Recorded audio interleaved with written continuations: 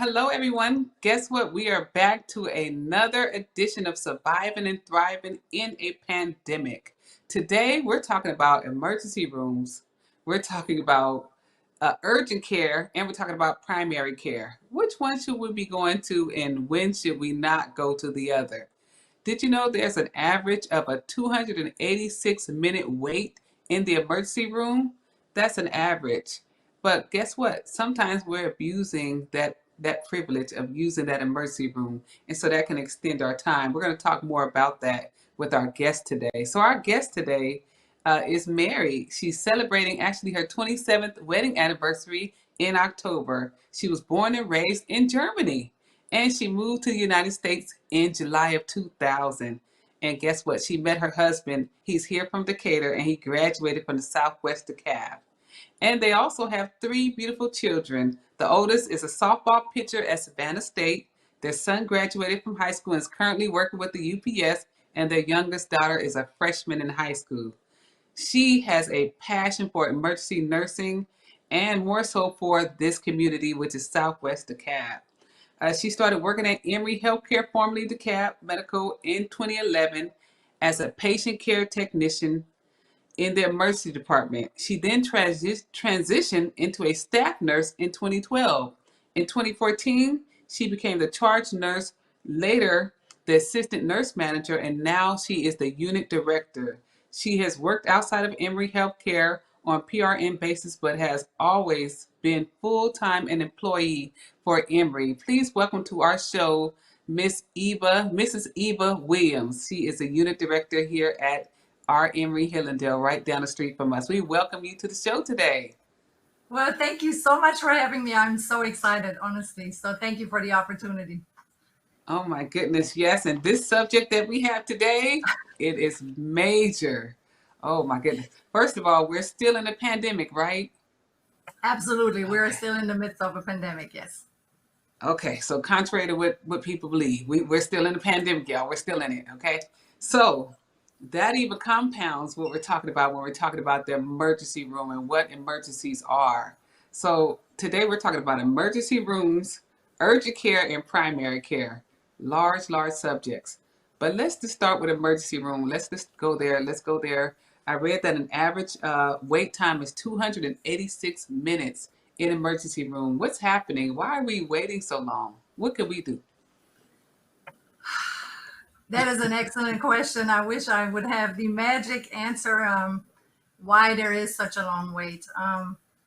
A long wait specifically for our emergency department often is that our volume is way higher than what we actually can accommodate and how many people we can room in the back. And often there is a huge misconception as to what's really going on behind the scenes versus outside in front in the waiting room.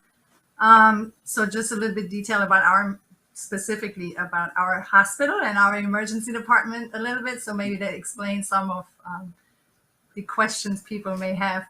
So overall, our hospital here is actually licensed for 100 inpatient beds. Our emergency department only has 25 beds. That is considerably small when we talk about volume.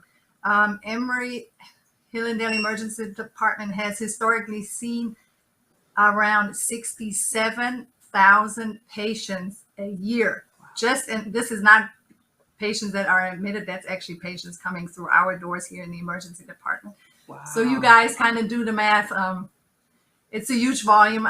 Usually on an average, it may be anywhere between 160 to 180 patients a day, sometimes more, sometimes less. And all of this volume has to be channeled through 25 rooms. Wow. We have various areas here in our emergency department.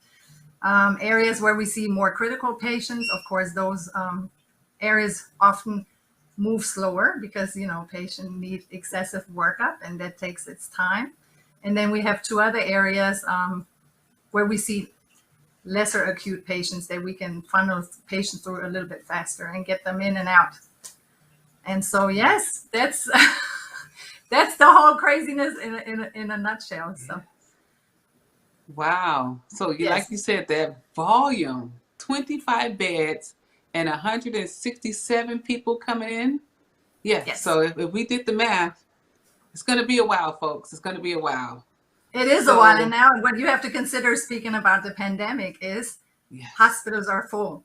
So let's talk about yes, specifically about the pandemic and yes, issues that occur everywhere in every hospital. Not that is not the exception. We are not the exception. That's currently yes, every hospital in the U.S. So we are in the midst of a pandemic. We have extremely sick patients. The patients are sicker than they have ever been before. And so many of them require hospital admission. So again, if you think about, we see a high volume, we only have 100 beds. So once these beds are filled, there is no way for these patients to go. So they often stay in our emergency department days at a time.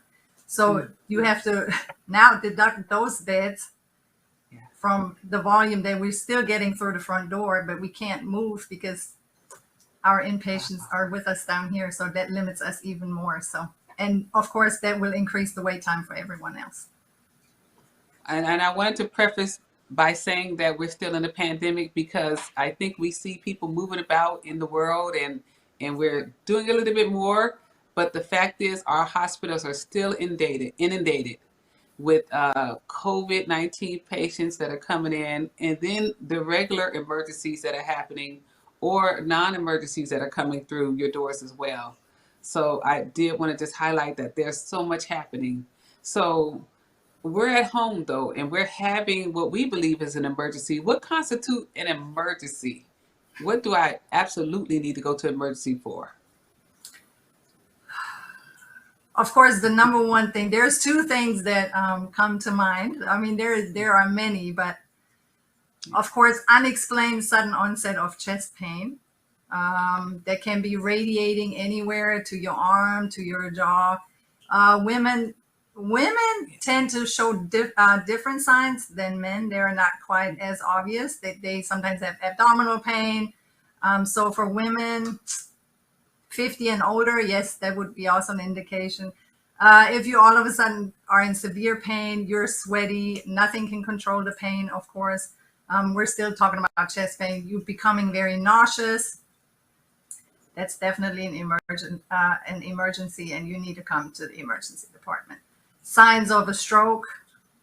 You all of a sudden have onset of facial numbness. You becoming disoriented. One of your or two of your extremities feel weak.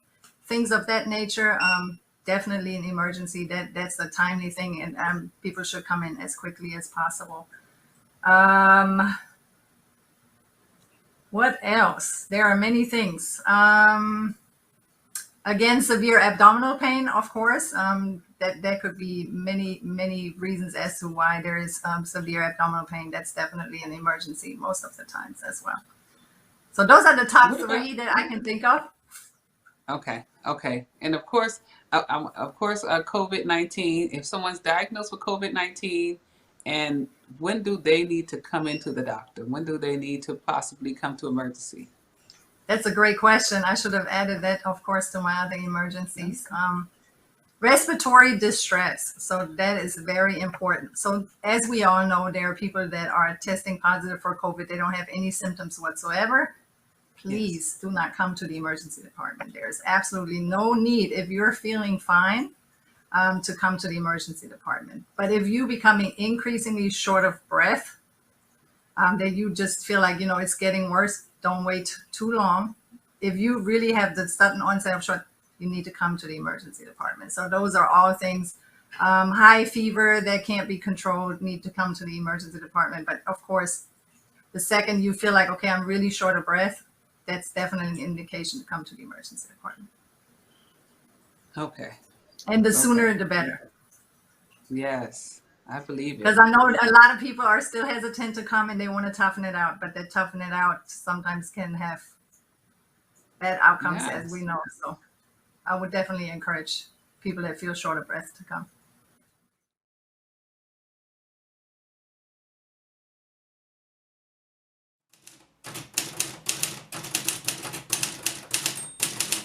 Have you seen more people now trying to do wills and estate planning now that we've gone through it, are still going through the COVID-19 phase of our lives?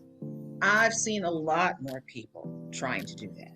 to have wills, to have healthcare directives, to even to the point of having living trust. For example, a will goes through probate, so it's public knowledge. But trusts are not public knowledge, so families are really starting to take a hard look at what if I'm incapacitated.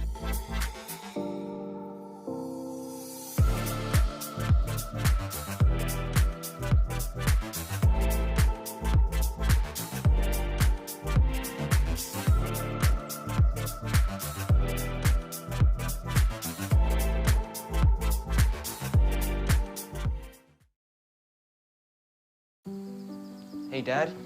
I need your help asking Jessica to prom. Of course. Love is like the ocean. You have to tread the Oh, waters. Dad. That's not the kind of help I needed. Hey, Jessica. Will you go to prom with me? Yes. You don't have to be perfect to be a perfect parent. Thousands of teens in foster care can't wait to share their first with you. What's up, y'all? It's your boy Jermaine Dolly, Mr. Hello Dolly himself, and guess what? You're tuned in to Tea and Worship with my homies, Mignon and Corey. Keep it locked, y'all.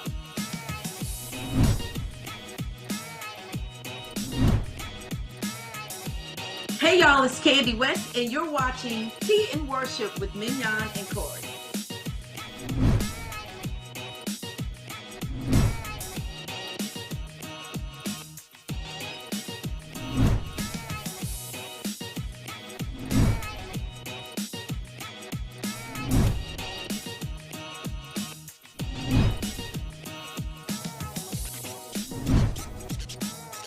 It's your boy James Fortune, and you are watching my favorite news show, Tea and Worship, with my sis Mignon and Corey.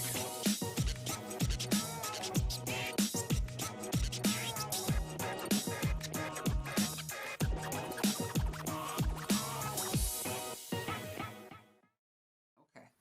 So we heard the numbers. We know we have 25 beds to work with. I think that's how urgent care even came about or was birthed. Tell us about urgent care. What is urgent care? What is urgent care? I can only speak from personal experience since I have family myself and children that tend to hurt themselves and things of that nature. I am an absolute fan of urgent care, me personally. And that is due to various reasons. But of course, if we're cooking and we accidentally cutting our finger and now we need some stitches, that is something that definitely can go to urgent care. Some urgent cares, particularly the one across the street from us, is equipped to do x-rays. If we feel like, okay, we may have broken an arm or a leg or whatever, you can definitely go to urgent care. Of course, flu-like symptoms, minor flu-like symptoms, you can go to urgent care as well.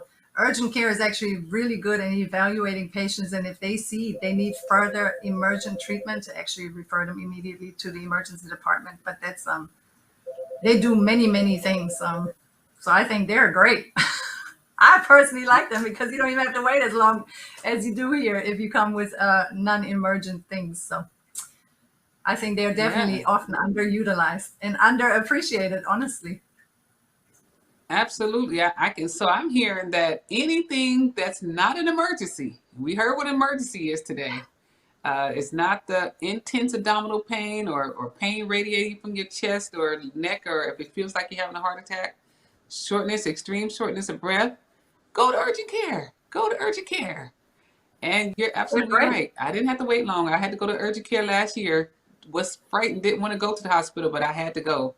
And was in and out in an hour. I mean, with everything. So urgent care, that's where we should be going. If it's not an emergency, we should be heading over to urgent care. Is urgent care 24 hours? There may be some, but most of the ones that I know, they usually close somewhere around 8 or 9 o'clock. So yeah, after that you would have to, and if it's something that you needs attention, then of course, by all means, coming to the emergency and don't wait. Certain things like ear pain, for an example, or anybody that had a toothache, although we don't have a dentist and now it's after hours and you can't see anyone, severe pain is an emergency as well. So they should not be Okay. underestimated. So ear pain can be horrible. Tooth pain, as we know, although we may not be able to fix your tooth since we don't have a dentist here, but at least we could do something to help with the pain until they seek further care. So And you mentioned that you can receive X-rays at urgent care as well. yes, Oh yes, wow! And do absolutely. they do labs as well? I know that they do, maybe like for people experience like urinary tract infection and Yeah. things of that nature. They do COVID testing. They do a urine analysis. Now, as far as labs, to be honest with you, I am not quite sure if they actually do labs over there.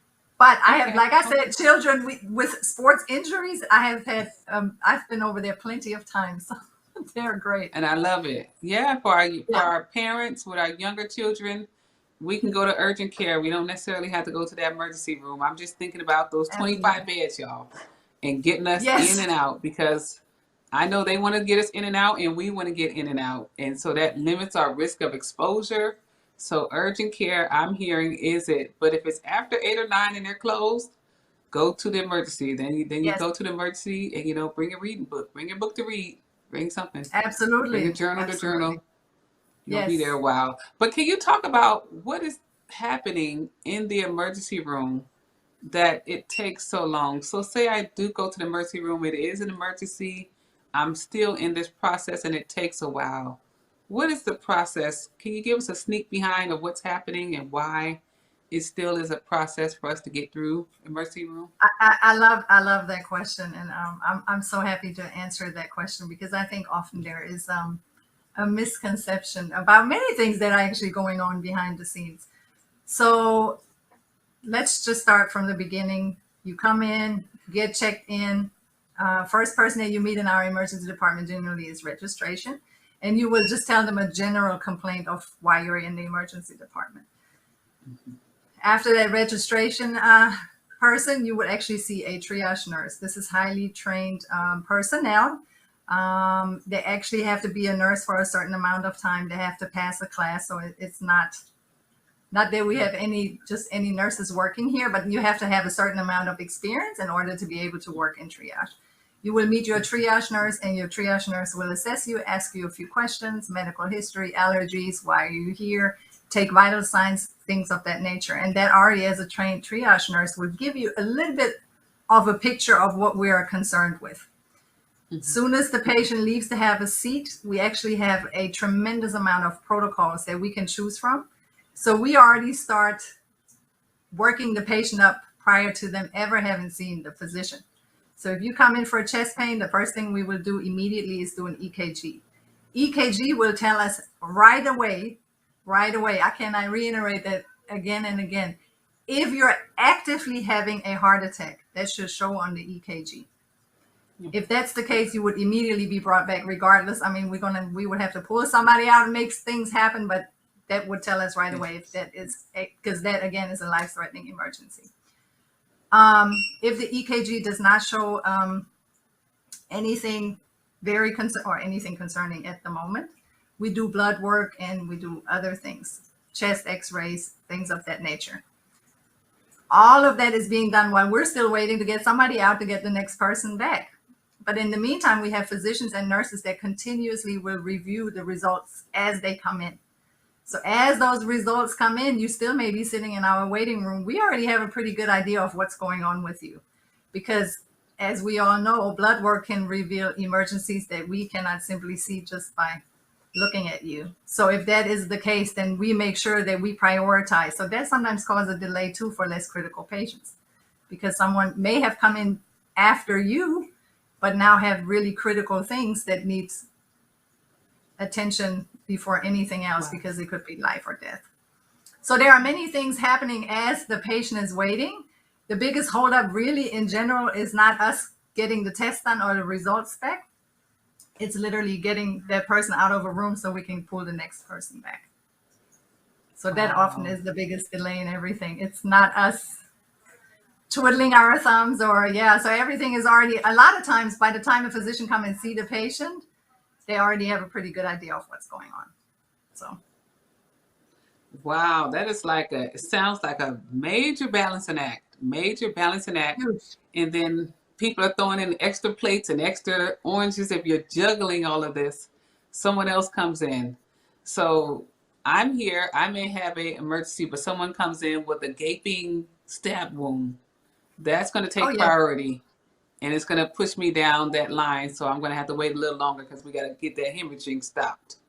That's what I'm hearing. absolutely, absolutely. So yes, it's a so also what people don't understand is there only a front door that is visible to the general public. There's also a back door.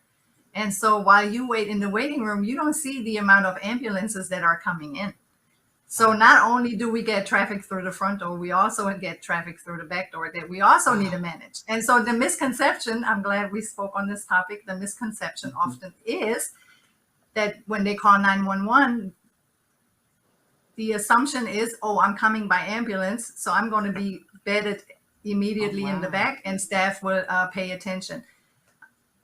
Unfortunately, that's not the case. We triage them equally in the back as they come through with the ambulance, and often we will have to send them up front to the triage, and unfortunately they will find themselves in the waiting room with everyone else that may have brought themselves in. So that's also a thing. So I'm glad I can kind of clear maybe some of that misconception up. So just because you come by ambulance does not mean that you will be bedded immediately.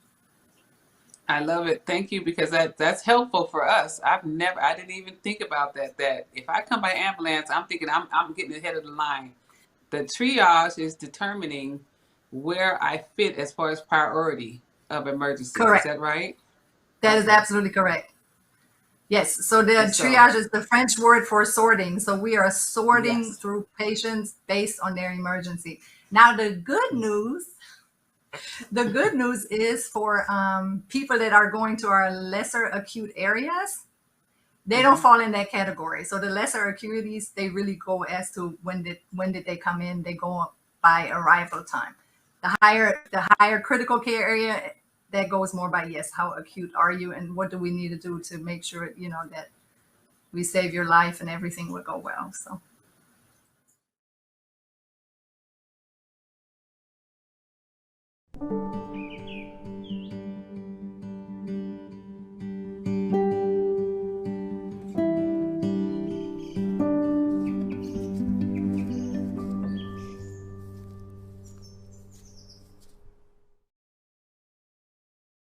When I was in foster care, I never knew when I would have to move, so I always had my suitcase ready to go. Then one day, I was adopted. My new parents opened their hearts and home to me. My parents cook my favorite breakfast for me every morning. My parents take me on trips I never thought I would go on. They gave me a home and an even better reason to use that suitcase. My parents aren't perfect, but they're perfect for me.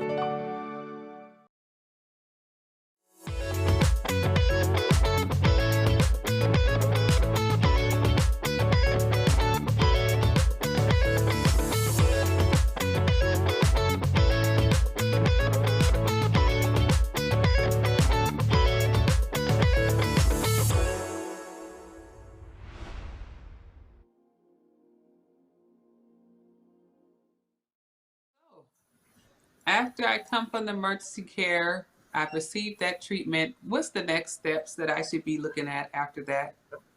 Because I think there's a drop from there with us sometimes. Yes, and it's I love this, all this. I have such great passion for this whole subject. I love it. Following up is key. And so this is where often the ball is dropped and patients leave, or they call back a few days later and they're upset with us because they feel like, we didn't do right by them. And that's very unfortunate. It's kind of heartbreaking to me because I'm so invested in this community and in this hospital, so that of course I'm thriving for everyone to receive great care. But we also as adults need to take responsibility for our own selves, and we need to make sure that once we leave here that we follow up. So often, of course, patients come in and the hope is that we fix it immediately. And whatever it is that is bothering them or what caused them to be sick, they want it to be gone, and they want it by the time we hand them the discharge paperwork, they want to be 100%. And that's That's just not possible, as we know. So the key is to understand that the emergency's role, all literally we do, I say all because we do a lot, but all we do here is make sure that either if the patient requires stabilization, we stabilize the patient and then the patient will be admitted. Or we rule out, okay, you currently do not have a life-threatening emergency. You do not have a condition that requires admission. You are okay to go home. We are never saying you are 100% well when we hand you the discharge paperwork. What the community needs to understand, though, is that emergency departments will only do tests to rule out a life-threatening emergency. After that, it is important for the patient to follow up with specialties. That's why there are so many specialties in the community, because once they go to that specialist may do additional tests to really get to the bottom of what's really going on. That's what they are trained to do. And so it is very, very important that anytime anybody leaves the emergency department to make sure they follow up with someone. And so who's doing the following up? Is it the... Oh. We generally give general referrals as to who we would like for you to follow up with.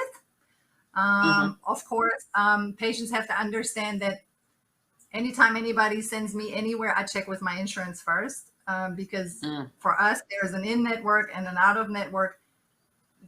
Us as emergency providers, we don't know which network you belong to or anything, so we generally give a general referral and tell you who we would like for you to follow up with.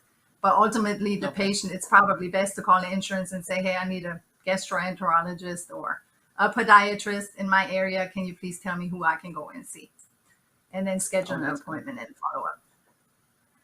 Oh, that's good. But often it's not the case. And then, you know, people come back several days later and wonder why they're not feeling better. But that's because just that follow-up piece often it goes missing. So after we finish with the emergency, we get our discharge paper. We need to follow up with that specialist that was referred on that paper. But first, we need to check with our insurance, make sure that we're covered, or who we need to go to that's in our network.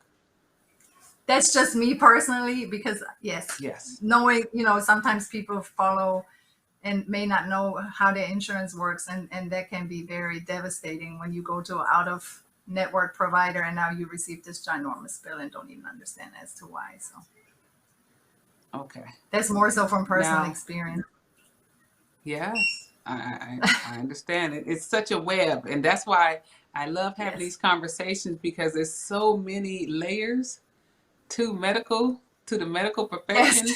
And if I'm coming in for an emergency or just trying to get some help, I don't know. I'm just coming, and so I can see how you know, people could get angry, frustrated, and not come back, or you know. After being there, I don't want to come back. I don't want to deal with anything, but we do have to follow back up so that we can be where we need to be. So, and make sure that we get that continuity of care. That's the thing, is making sure that doesn't drop off. Make sure that doesn't drop off. So now that we have had that, so we've had our urgent care, we've had our emergency care, our emergency department. What about primary care? Primary care, we're gonna kind of wrap up with that. What does that mean? And I know we hear primary care is the best. What does it mean? Yes. Primary care is the best, and it is so necessary. And I just wish that everybody in this community would have a primary care physician. Particularly, we see a lot of hypertension, diabetes. Those are the top two diseases that we see a significant amount of here, especially in DeKalb County. I drew a blank. In DeKalb County. So there's a high number of that. And so what people have to understand is that not everybody is the same. Not everybody functions the same. And so a lot of times it is so important to have a primary care physician, because they will follow you closely. They will put you on some medication, and then you have to follow up in a few months to see if that medication actually works. Because what may works for you will not necessarily work for me. And so that continuity of care is so important, because then in 3 months, they will see you again, and then they will check on you and see, oh, okay, well, we may have to add another medication, or we can actually take a medication away and things of that nature. So particularly hypertension, diabetes is such a great balancing act that it requires close follow-up. So I think primary care physicians, just for that fact alone, are absolutely amazing. Oh, that's so good. And you're absolutely right. We have a high rate of dialysis centers right here at DeKalb. I mean, they're practically on every corner. And so when you mention the hypertension and the diabetes, we know that those are cousins and they really do wreak havoc on our kidneys. And so if we have a primary care physician, they can start to monitor where we are and to make sure we keep those levels down. So it's very important that we do connect with one. Absolutely. And speaking on that topic, another misconception which maybe we can help. Sometimes patients, for whatever reason, don't take their medicine for months at a time, And then, of course, one day they're going to start feeling really, really bad, and they come to the emergency department. Rightfully so. They come in with a very concerning high blood pressure, and then often anticipate for us to bring it back down to normal levels. That is one of the biggest misconceptions sometimes. Please hear me when I say that. Sometimes we do not want to bring you to normal levels. And it is not a realistic expectation, because if your body has been compensating for a long time, dealing with this very high blood pressure, dropping it down to normal levels very fast can actually cause more damage than it does good. So sometimes you may come feeling bad, and we give you some of the prescription you should have taken the last 3, 4, 5 months. And we may send you home with a blood pressure that's still outside of the normal range, but that is because we want to prevent from bad things happening to you. Things, if you drop a blood pressure way too fast, people can actually end up having a stroke. So they can have a stroke from the very high blood pressure, but dropping it too fast can also cause a stroke. So sometimes that's why it's important to follow up with primary care, so they can follow them closely and make sure to adjust the medication as needed. And so even after I come from, I have 2 questions I'm thinking about, but the first one, even after I come from the emergency department or even from urgent care, I should go back and check in with my primary care physician? Always. Just to make sure that things are trending in the right direction. So always, yes. Okay. And then going back to what you just said about the medication, I'm thinking about those that sometimes medications can be very high, very expensive. What can we do about that? Are there any options, any programs? If some people are non-compliant, they're just not compliant, but there may be some that just can't afford their medication. So one great resource that I have found in my professional life as well as my personal life is GoodRx. So people can Google goodrx.com and will be amazed how many discounts you can find on goodrx.com. You can actually kind of almost figure out how much your prescription is going to be prior to even going to the pharmacy. They can see where it is the cheapest. So there's always a comparison list of the medication. And if it's really a medication that patients cannot afford, that definitely needs to be a conversation with the provider, because medications can be changed to sometimes more reasonable costs. So that should definitely be a conversation. I'm going to write that down. GoodRx. I've seen a commercial before. Oh, Yeah. and it's true. It is absolutely. Wow. I always recommend it to my patients. I absolutely love their website. I think it's absolutely fantastic. Yeah. Oh, wow. Well, thank you for that. I think we'll put that up as a Absolutely. resource so that our people can know, our community can Yes. know, and that's everywhere, right? GoodRx is Yes. everywhere, right? Okay. Yes. So they can, Great. and it will tell them how much it is at Sam's, at Publix. When we used to have Winn-Dixie, I think even on their website is Winn-Dixie is listed, although we don't have it in this area anymore. But I don't know if Kroger's on there. But yeah, so patient can actually shop around and get a good idea where it is to best purchase their medication for the best price. So Okay. great resource. Well, Miss Eva, is there anything else you want to share with our audience about urgent care, primary care, or the emergency department? Anything else you want to share with our audience? I think you've asked me such great questions. I hope I answered all your questions. And I don't have anything else to add, really. Well, I certainly appreciate you being on the show today. You have given us some sneak peeks of what's happening behind the scene and kind of given us some questions and some understanding of what we need to do and insight on where we need to go and when we need to go. So we heard it here today, guys. Guess what? We're still in the pandemic, but there are Yes. options. There are options. So if you have a true emergency, do go. Do go. But you also have urgent care. Urgent care is available. And then always make sure you're connecting with your primary care physician. They are your family doctor. I remember the old school family doctor. Yes. That's your family doctor. They know you. They are the ones who actually know you. And you want to get to know them and make sure you keep connecting with them, even in this time. Want to make sure that we Yes. stay healthy, you stay healthy. We want to even make sure, guess what, that our system gets a little bit healthy. They need some relief. They need some relief. So as we're in this pandemic, we want to make sure that we're still surviving and thriving. Thank you, Miss Eva, for coming on today and giving us those behind the scenes.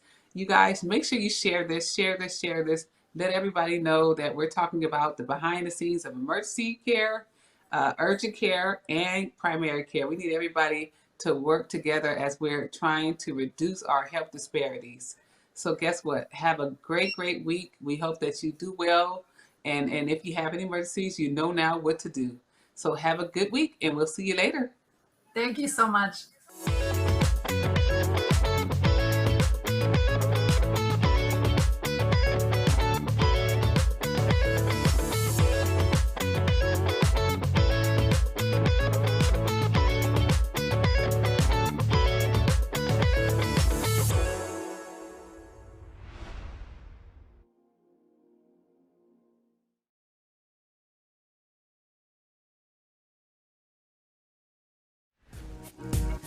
You had this epiphany based on what your grandmother had done. Saved money for 6 months, paid off debt, slept on the floor.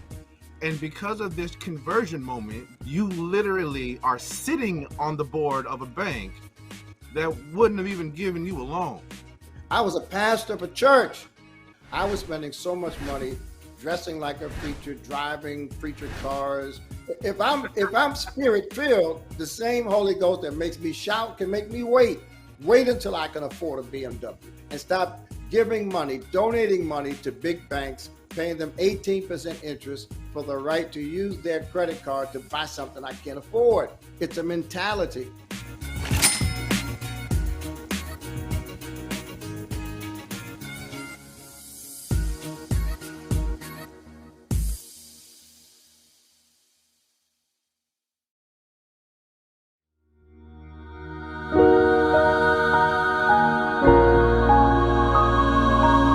Thank you.